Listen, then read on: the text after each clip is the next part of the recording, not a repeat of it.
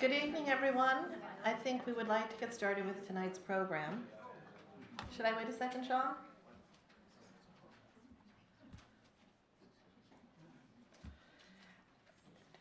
To explain that short interruption, we do have C-SPAN Book TV here tonight filming the talk, so we're really excited about that, and we're grateful that so many people will be able to see the program after this evening. To that end, I just wanted to ask you, please, if you have questions, and there will be a fairly long question and answer period, we're going to pass the handheld mic around so that you can be heard on the recording. So just, indicate, there'll be two of us looking for you. Just indicate that you have a question. We'll come along and pass the mic. So when you have it in your hand, you'll be able to ask the question so that everybody in the audience will hear. So I appreciate your cooperating with that request. But I do want to say that it is my pleasure to introduce Professor and author Ronald Rosbottom, who has recently written and released When Paris Went Dark, The City of Light Under German Occupation, 1940 to 1944, whose appearance here is presented in partnership with our local independent bookstore, Elm Street Books. So thank you very much for helping us get Ron to come to New Canaan. Paris, the City of Light, was silent and almost deserted when German tanks rolled into it on June 14, 1940. Within a week, Paris was defeated and occupied. Many Parisians adapted to the troubling state of occupation, but still a strong united resistance movement began to build, encompassing citizens from all walks of life, despite differences in politics, religion, age, and gender. The movement, which included many cultural icons and intellectuals, operated under the leadership of French military officer Charles de Gaulle. Ron, the author of When Paris Went Dark, was born in New Orleans and educated at Tulane University and Princeton University. When he was a student at Tulane in the 60s, he went to Paris for the first time. While he was there, he wondered what the city had been like under German occupation. It wasn't until 10 years ago that he turned his musings into a book. The result is a meticulously researched book that utilized a range of resources, including diaries, archives, interviews, photographs, and film. Ron has written an astute, unbiased book that captures not only the dark days of Paris and its citizens, but the misery and loneliness of the young German troops as well. And we just learned today that it is in the top 10 list for the National Book Award this year. So that's really exciting, great news.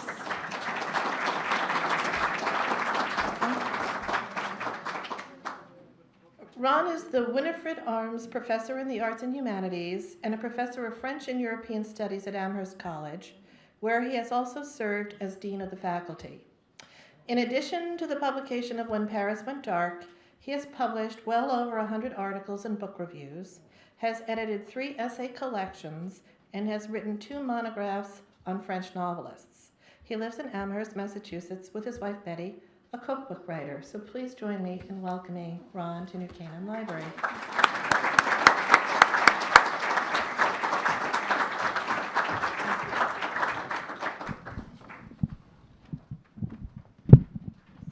Thank you, Susan, and thanks to Elm Street Books for inviting me here.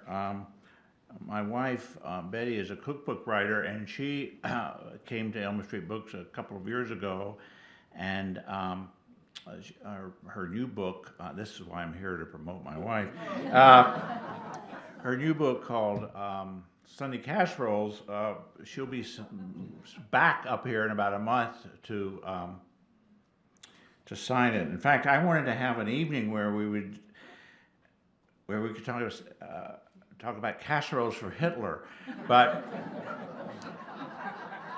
she has much better taste than her husband, and I want to thank the New Canaan Library. These libraries in New England are marvelous, and the way they bring together people like you who are interested in big questions and who are good readers. Thank goodness there's still people who read in America, who read books. This book was, what I'm going to do is just give you a very brief introduction to what I tried to do in the book, and then I'm going to read 2 excerpts, and then I'm going to open up the discussion for questions, because I found in speaking about this book and before it was even published, speaking about the subject, that the question and answer sessions were by far the most interesting certainly for you and for me as well. When Paris Went Dark is not an administrative or military or political or even a social history of the occupation. It is an attempt at what I have decided to call a tactile history. It's showing how it might have felt for the occupied and the occupier to be on edge in a familiar environment for over 4 years. The book will elicit and has elicited challenging responses from professional historians because it doesn't explain so much as it shows. I show, then I infer from a distance of 3/4 of a century what it may have been like to have lived in occupied Paris. I've endeavored to give a tone of suggestiveness rather than certainty about such vexed questions as, should I resist? If so, how? Should I stay or leave? Should I accommodate and wait, or collaborate and perhaps prosper? Where does accommodation fade and collaboration begin? Whom should I trust?